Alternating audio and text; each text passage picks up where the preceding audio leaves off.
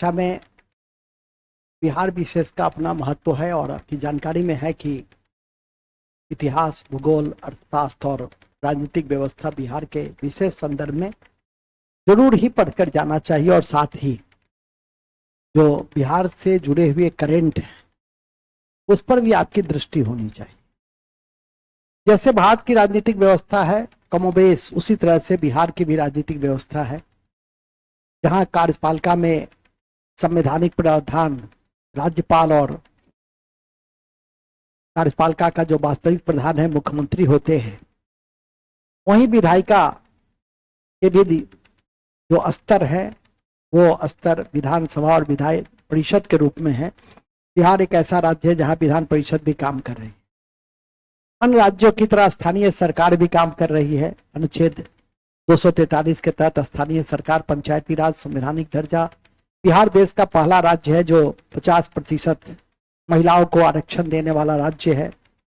न्यायपालिका की भी स्थिति जो अन्य राज्यों में है, उच्च न्यायालय और डिस्ट्रिक्ट जज, डिस्ट्रिक्ट कोर्ट और अनुमंडल स्तर पे जो कोर्ट की स्थापना की जाती है, वो सारी व्यवस्था बिहार में भी है।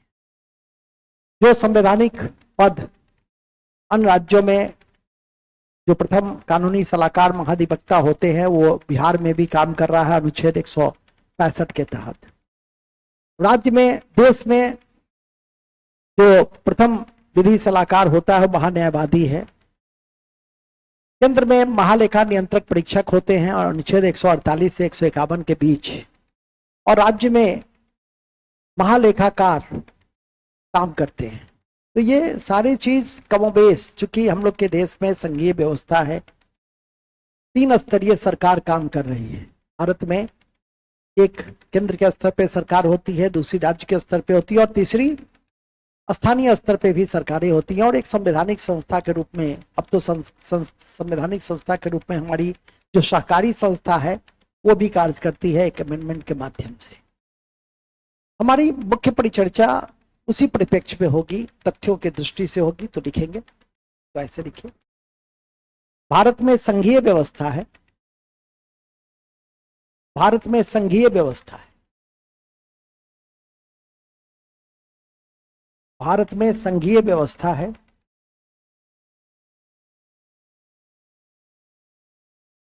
भारत में संघीय व्यवस्था है और वर्तमान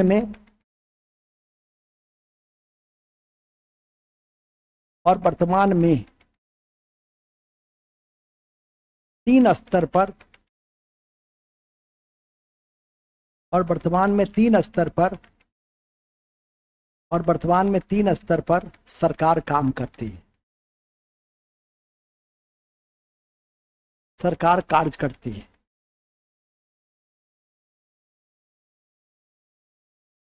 पहला, केंद्र सरकार।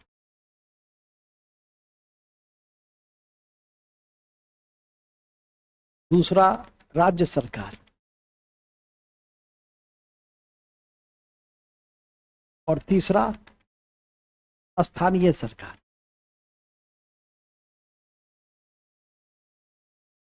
और स्थानीय सरकार, ठीक है। फिर आगे बढ़िएगा, स्थानीय सरकार, फिर आगे बढ़िएगा। उल्लेखनीय है कि सरकार के 3 अंग हैं। उल्लेखनीय है कि सरकार के 3 अंग हैं। सरकार के 3 अंग हैं।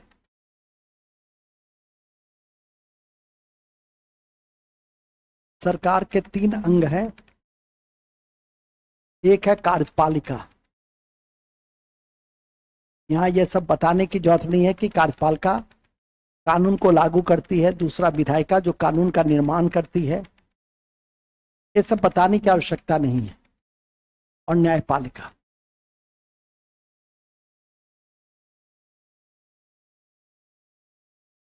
कार्यपालिका के भी 2 स्तर हैं। एक संवैधानिक है, संवैधानिक प्रधान राज्यपाल है। और एक वास्तविक प्रधान मुख्यमंत्री। मुख्यमंत्री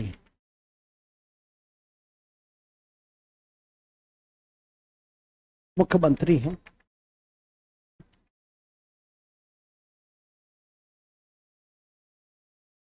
प्रणाम। ठीक है, पहले से थोड़ा सा ठीक।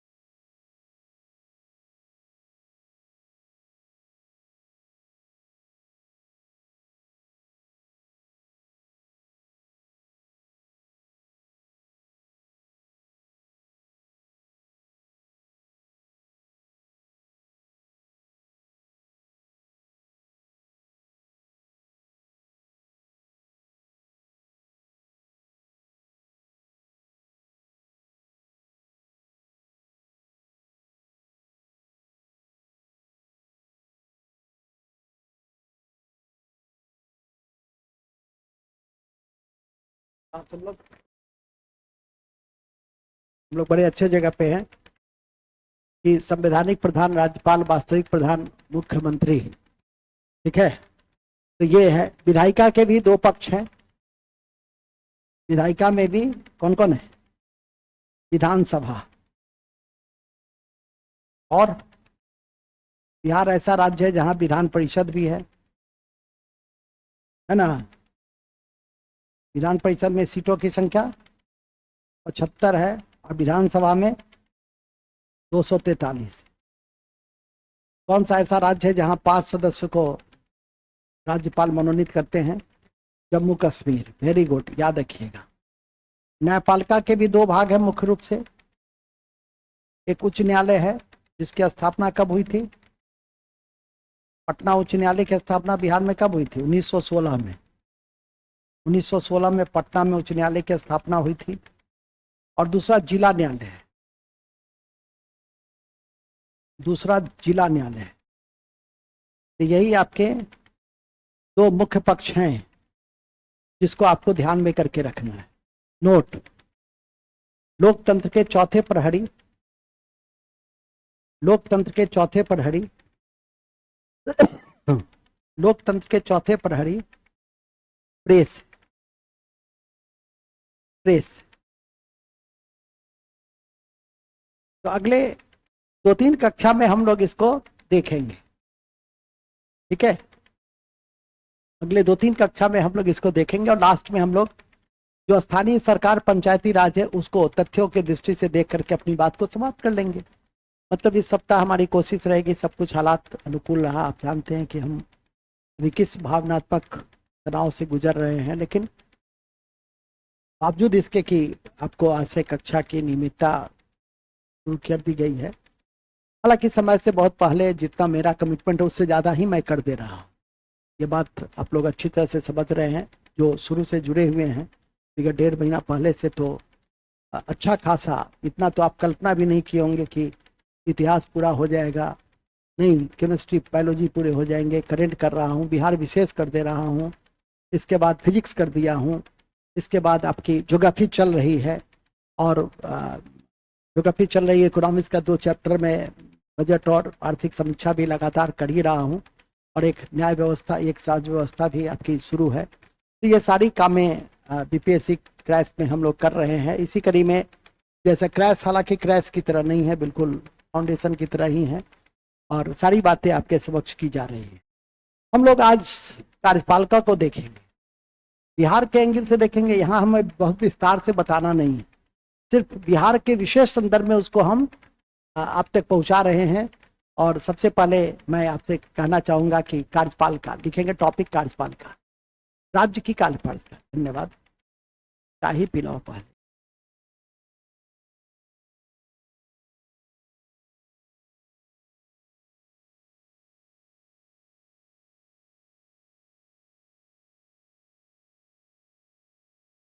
ठीक है,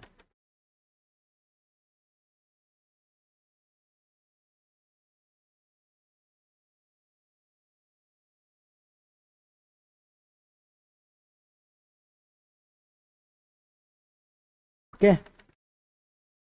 हाँ, नाक से पानी भी गिरने लगा, क्यों जी?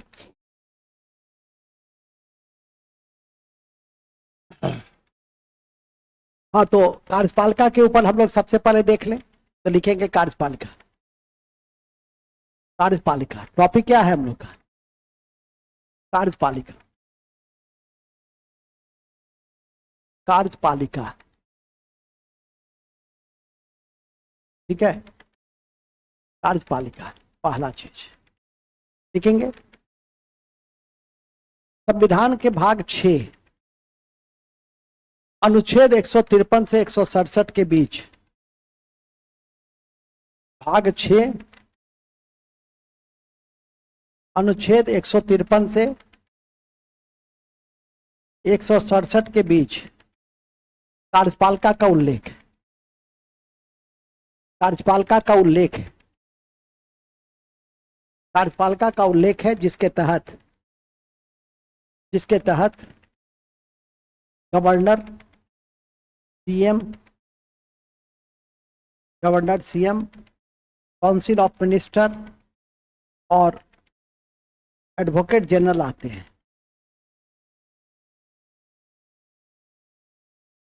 इस 4 के विषय में थोड़ा थोड़ा जान लेना है, जो इस कक्षा के लिए महत्व रखता है। तो लिखिएगा सबसे पहले गवर्नर, सबसे पहले गवर्नर, सबसे पहले गवर्नर। ठीक है, गवर्नर में यह संवैधानिक प्रधान होता है, यह संवैधानिक प्रधान होता है।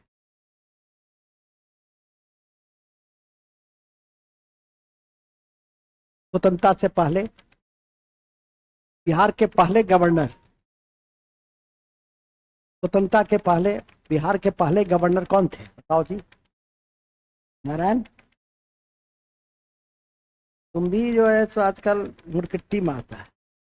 सिफ्टन, बिहार के प्रथम गवर्नर सर जेम्स सिफ्टन थे, सर जेम्स सिफ्टन थे, सर जेम्स सिफ्टन थे। बिहार के प्रथम गवर्नर सर जेम्स सिफ्टन थे। जबकि जबकि स्वतंत्रता के बाद जबकि स्वतंत्रता के बाद जयराम दौलत राम थे। 11 मार्च 1948 से वो गवर्नर बने थे। ठीक है,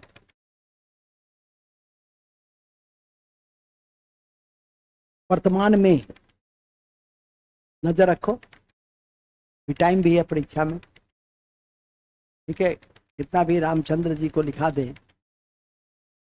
और समझ गए। अब बीपीएससी ऐसा ही क्वेश्चन कभी कभी दे देता है, तो लास्ट टाइम तक नजर रखना है। अति महत्वपूर्ण है कि बिहार के 2 राज्यपाल राष्ट्रपति रहे। समझ गए ना कि इसमें हम क्या पढ़ेंगे, क्योंकि ऑलरेडी संविधान में सारी बातें आप लोग के कंठाग्र है। अति महत्वपूर्ण है कि बिहार के 2 राज्यपाल राष्ट्रपति बने, एक जाकिर हुसैन,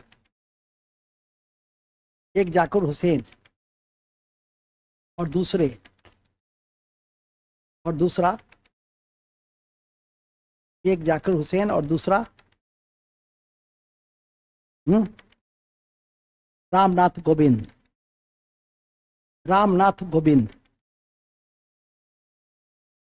पहला कौन है?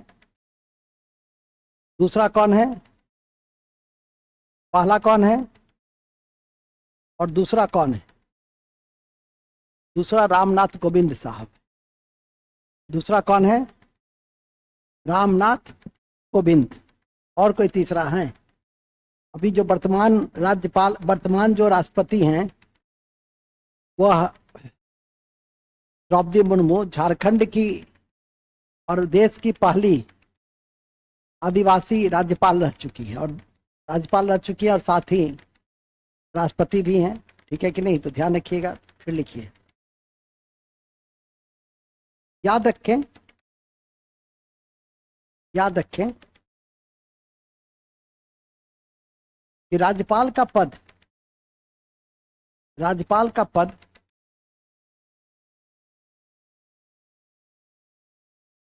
राज्यपाल का पद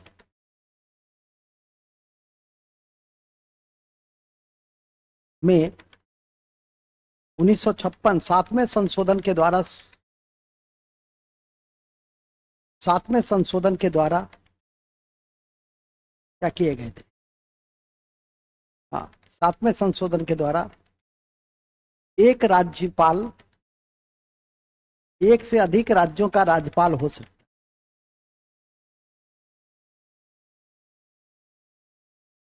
एक राज्यपाल एक से अधिक राज्यों का राज्यपाल हो सकता है,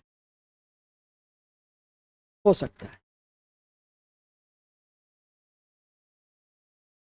अभी थोड़ी देर पहले मैंने बताया था, सुनिए, कि राज्यपाल वैधानिक प्रमुख होता है, संवैधानिक प्रमुख है, लेकिन बावजूद इसके कि राज्यपाल मंत्रिपरिषद की सलाह से कार्य करता है, और हालांकि उसे कई विशेष विशेषाधिकार भी प्राप्त होते हैं, तो विवेकाधिकार भी प्राप्त होते हैं। विशेषकर जब अल्पमत में सरकार रहती है तो मुख्यमंत्री के चुनाव में सरकार बनाने के लिए निमंत्रण देना, आर्टिकल 213 के तहत, आर्टिकल 200 के तहत किसी विधेयक को राष्ट्रपति के लिए सुरक्षित रखना, ऐसे कई विशेषाधिकार हैं जो उन्हें प्राप्त हैं। उनकी जो योग्यता है वो बिल्कुल राष्ट्रपति की तरह ही है कि भारत का नागरिक हो, 35 वर्ष की आयु पूरी करता हो, किसी लाभ के पद पर आसीन नहीं हो। लेकिन राज्यपाल जो राज्य का वैधानिक प्रमुख होता है उसकी नियुक्ति होती है, और उसकी नियुक्ति राष्ट्रपति के द्वारा की जाती है, और उन्हीं के प्रसाद पर्यंत भी होता है। सामान्यतः सरकारी आयोग का रिपोर्ट का पालन केंद्र सरकार नहीं करती है। सरकारी आयोग ने कहा कि किसी गैर राजनीतिज्ञ को जो एक्टिव पॉलिटिशियंस नहीं है और जिन्हें कॉन्स्टिट्यूशन की अच्छी जानकारी है या विशिष्ट क्षेत्र में विशिष्ट उपलब्धि प्राप्त किए हैं, तो उन्हें इस तरह के पद देने चाहिए। राज्यपाल के जहां तक वेतन भत्ते का सवाल है तो अनुच्छेद 158 में इसका वर्णन भी मिलता है, और यह भी है कि पद अवधि में उसके वेतन भत्ते को कम नहीं किया जा सकता। राज्यपाल की जो पद अवधि की जानकारी है वो आर्टिकल 156 में है। सामान्यतः तो 5 वर्षों के लिए, लेकिन प्रसाद पर्यंत राष्ट्रपति की इच्छा पर है। राज्यपाल की भूमिका काफी व्यापक है संवैधानिक प्रमुख होने के नाते, और साथ ही केंद्र के प्रतिनिधि के रूप में भी काम करता है। उसकी दोहरी भूमिका होती है। आपकी जानकारी में ये भी है, कुछ विशेष शक्तियां भी होती है। आर्टिकल 213 काफी महत्वपूर्ण है। कहा भी जाता है कि आर्टिकल 213 में वो सभी अधिकार प्राप्त हैं जो अनुच्छेद 123 के तहत राष्ट्रपति को प्राप्त होते हैं। कार्यपालिका संबंधी सारे अधिकार जैसे राष्ट्रपति को प्राप्त है केंद्र के मामले में, उसी तरह से राज्य के मामले में कार्यपालिका की शक्ति भी है। मुख्यमंत्री की नियुक्ति करता है, उनकी सलाह पर, मुख्यमंत्री की सलाह पर मंत्रिपरिषद का निर्माण करता है। राज्य के प्रथम विधि अधिकारी महाधिवक्ता की नियुक्ति करता है, लोकसभा आयोग के सदस्य और अध्यक्ष की नियुक्ति करता है। राज्य के सलाह पर, राज्यपाल की सलाह पर राष्ट्रपति उच्च न्यायालय में न्यायाधीशों की नियुक्ति की प्रक्रिया भी पूरी करता है। विधानसभा में एक एंग्लो इंडियन का जो पहले का प्रावधान था, यद्यपि उसको समाप्त कर दिया है। तो इस तरह के कई कार्य करते हैं। साथ ही उच्च सदन जहां पर है, और बिहार एक ऐसा राज्य है जहां उच्च सदन है, और राष्ट्रपति से अधिक उस सदन के नॉमिनेशन में उनकी शक्ति है। जहां राष्ट्रपति साहित्य, कला, विज्ञान, समाज सेवा के क्षेत्र से ही मनोनयन कर सकता है अधिकतम 12 सदस्यों को, वहीं राज्यपाल साहित्य, कला, विज्ञान, समाज सेवा और सहकारिता की सेवा 1/6 सदस्य को विधान परिषद की कुल सदस्य संख्या का 1/6 सदस्य को हम क्या कर सकते हैं, हम मनोनीत कर सकते हैं। हम कौन? राज्यपाल। यह कार्यपाल का शक्ति है जिसकी ऑलरेडी व्याख्या है, सिर्फ मैं पुनरावृत्ति कर दे रहा हूं। विधायी शक्ति की कड़ी में राज्यपाल विधानमंडल का अंग होता है। सत्र अवसान से लेकर सत्र के बुलाने में या सत्र को विघटित करने में, मतलब विधानसभा को विघटित करने का भी उन्हें अधिकार प्राप्त है। राष्ट्रपति की तरह ही वह विधानमंडल में अभिभाषण कर सकता है।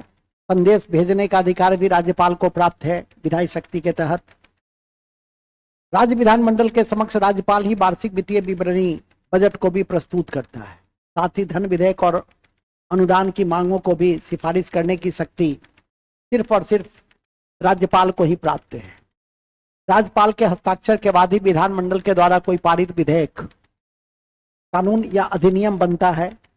और जब कोई विधेयक राज्यपाल के अनुमोदन के लिए भेजे जाते हैं तो इनकार कर विधेयक को बनने से वो रुकवा भी सकते। ये सब उसके विधायी शक्ति है। जहां तक न्यायिक शक्ति का बात है तो अभी मैंने कहा कि राज्यपाल की सलाह पर उच्च न्यायालय के न्यायाधीश की नियुक्ति भी करते हैं, लेकिन साथ ही जिला स्तर पे न्यायाधीश की नियुक्ति में उसकी बड़ी भूमिका होती है। यह भी न्यायिक शक्ति के तहत है कि किसी भी व्यक्ति को वह दंड, क्षमादान, लघुकरण, निलंबन इत्यादि की शक्ति भी उसे प्राप्त है। और अनुच्छेद 161 के तहत राज्य की कार्यपालिका का विस्तार तक वो विधि का उल्लंघन करने वाले को भी कुछ हद तक छूट प्रदान कर सकता है। ये सब उसकी न्यायिक शक्ति में है। आपातकालीन शक्ति के संदर्भ में अनुच्छेद 356, जब राज्य का संवैधानिक तंत्र यदि नहीं चल पाए अकॉर्डिंग टू कॉन्स्टिट्यूशन, तो 355 के तहत एक कार्रवाई भी करता है जो 356 के पहले की घटना है। और 356 के तहत राज्यपाल राष्ट्रपति शासन की अनुशंसा भी कर सकता है। सो विवेकीय शक्ति में अभी मैंने कहा कि अनुच्छेद 200 के तहत किसी विधेयक को राष्ट्रपति के लिए सुरक्षित भी रख सकते हैं। अल्पमत की सरकार में मुख्यमंत्री भी बनवा सकते हैं। तो ये सारी बातें उनकी स्वविवेकीय अधिकार के तहत ही आते हैं। आपके संज्ञान में दिया गया अभी राज्यपाल के कॉन्टेक्स्ट में कि आज़ादी के पहले कौन थे, आज़ादी के बाद जयराम, दौलत राम और कई ऐसे। एक बार आप लोग सूची को जरूर पढ़ लीजिएगा। कई बार ऐसा होता है कि राज्यपाल की सूची दे दिया कि निम्नलिखित में से कौन राज्यपाल नहीं थे।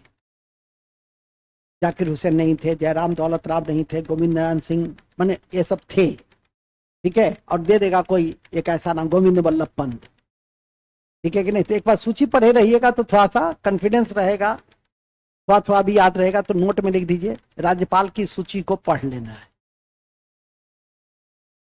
राज्यपाल की सूची को पढ़ लेना है।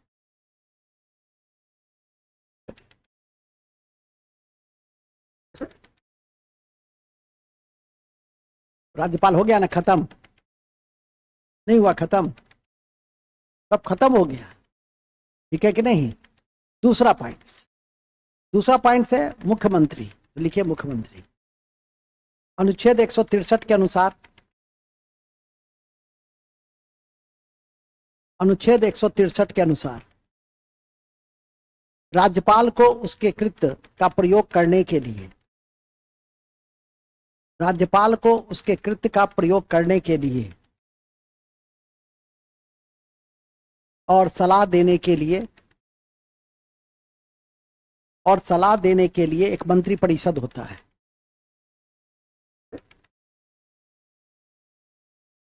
एक मंत्री परिषद होता है जिसका मुखिया मुख्यमंत्री ही होते हैं, जिसका मुखिया मुख्यमंत्री ही होते हैं, ठीक है।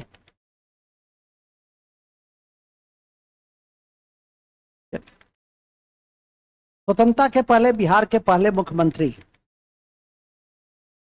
स्वतंत्रता के पहले बिहार के पहले मुख्यमंत्री मोहम्मद यूनिस थे। स्वतंत्रता के पहले बिहार के पहले मुख्यमंत्री कौन थे? मोहम्मद यूनिस थे। उसके बाद वो अप्रैल से लेकर जुलाई तक रहे, अप्रैल से लेकर जुलाई 1937 तक रहे। 1937 तक रहे।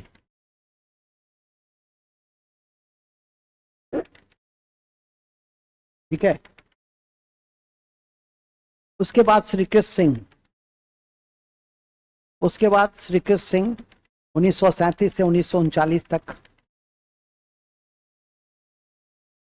1937 से 1939 तक, और 1946 से 1961 तक राज्य के मुख्यमंत्री रहे। ठीक है, 1946 से 1961 तक राज्य के मुख्यमंत्री रहे। लेकिन सबसे लंबे समय तक मुख्यमंत्री का कार्यकाल श्री 108 माननीय मुख्यमंत्री श्री नीतीश कुमार जी का है, जिन्होंने अब तक 9 बार शपथ लिया है। यह भी कहना मेरे लिए बहुत जल्दीबाजी होगी, नजर रखिए। आशा है समझ गए होंगे। ठीक है, सबसे अधिक समय तक बिहार के मुख्यमंत्री के रूप में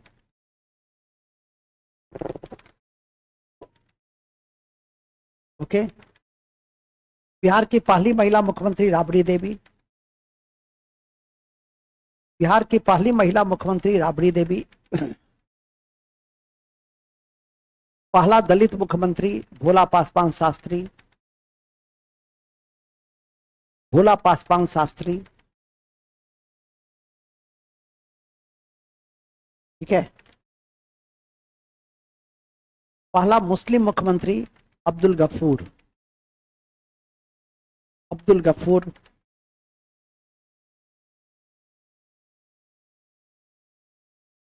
कर्पूरी ठाकुर 2 बार मुख्यमंत्री रहे, इस बार चर्चा में है कर्पूरी ठाकुर भारत रत्न के कारण, तो भी लिख दीजिए 70 से 71 तक, और 70 से 71 तक, 77 से 79 तक। कर्पूरी ठाकुर 2 बार मुख्यमंत्री रहे, 1970 से 71 तक और 77 से 79 तक। ठीक है,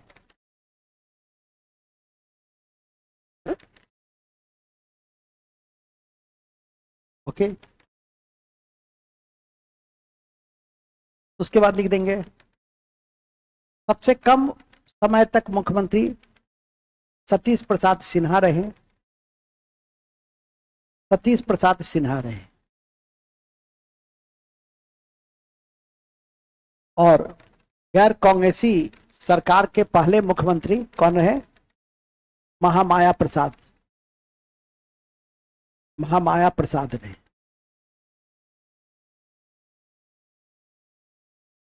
महामाया प्रसाद रहे, जो 1967 से 1968 तक रहे, लगभग 9 महीना। ठीक है, और सतीश प्रसाद तो 28 जनवरी से 1 फरवरी, 28, 29, 30, 31, 1, फिर भी मुख्यमंत्री थे। नोट, मुख्यमंत्री की सूची पढ़ लेंगे, ये लिखाने की जरूरत है कि वर्तमान में मुख्यमंत्री कौन है। मुख्यमंत्री की सूची एक बार पढ़ लेंगे कौन कौन बने, जैसे श्री कृष्ण सिंह के बाद दीप नारायण सिंह बने, विनोदानंद झा बने, कृष्ण बल्लभ सहाय बने, फिर महामाया प्रसाद सिन्हा, सतीश प्रसाद सिन्हा, बिंदेश्वरी प्रसाद मंडल, भोला पासवान शास्त्री, दरोगा प्रसाद राय। ठीक है, कर्पूरी ठाकुर, केदार पांडे, अब्दुल गफूर, जगन्नाथ मिश्रा। जगन्नाथ मिश्रा 75 से 77 तक भी रहे और 80 से 83 तक भी रहे। राम सुंदर दास से होते हुए चंद्रशेखर सिंह, बिंदेश्वरी दुबे, भागवत झा आजाद। इसके बाद बिहार में मुख्यमंत्री का थोड़ा सा जो क्रम था 1 साल 2 साल पे वो टूट गया। लालू प्रसाद जी रहे, राबड़ी प्रसाद नहीं, राबड़ी देवी जी रही। हालांकि राबड़ी के साथ तो प्रसाद ही लगता है, लेकिन ये देवी थी और सीधी सादी और निष्कपट महिला के रूप में एक अलग पहचान उनकी निश्चित रूप से है। उन पर एक वेब सीरीज भी चल रहा है। इसी क्रम में माननीय मुख्यमंत्री जी नीतीश कुमार, और बीच में एक ही बार जिनको अवसर मिला वो थे जीतन राम मांझी साहब। तो ये सारी बातें आपको मैंने बताया। वर्तमान में भी माननीय मुख्यमंत्री जी नीतीश कुमार जी हैं और ये कहना कठिन है कि कब तक रहेंगे। ठीक है कि नहीं? जब तक जनता चाहेगी, जनता का प्यार, स्नेह, सम्मान।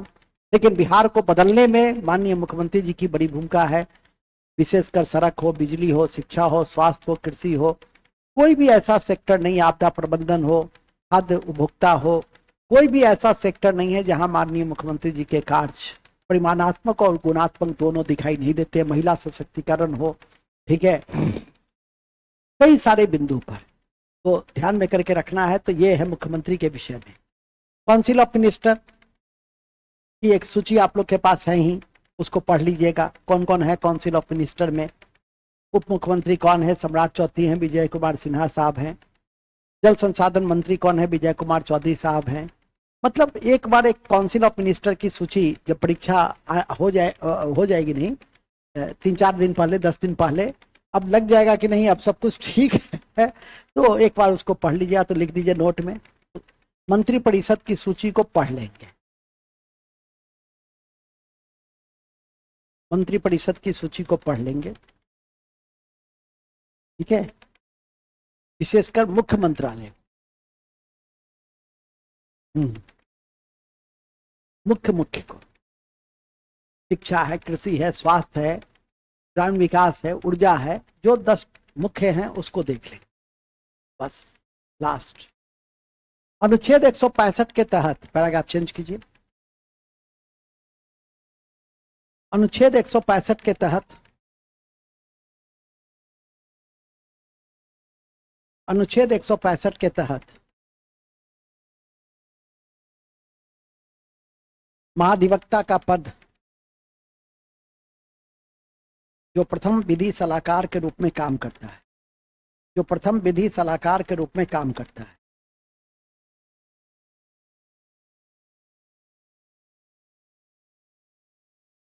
जो प्रथम विधि सलाहकार के रूप में काम करता है, वर्तमान में कौन है? पीके शाही। वर्तमान में बिहार के महाधिवक्ता पीके शाही साहब।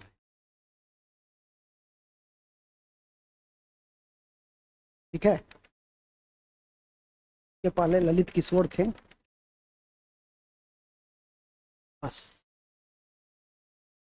इन्हीं शब्दों के साथ हम आज के इस कक्षा की, छोटी सी कक्षा लेकिन काफी इंफॉर्मेटिव कक्षा है, थोड़ी देर में आपको वीडियो भी भेज देंगे और जा करके आप घर पर भी एक बार जरूर सुन लीजिएगा, क्योंकि ढेर सारी बातें मैंने बताई है और उसको एक बार सुनने से भी 10 मिनट की कक्षा, 15 मिनट की कक्षा थी, उसको सुनने से भी आपको बहुत सारी बातें जहन में आ जाएगी और रिवीजन भी हो जाएगा।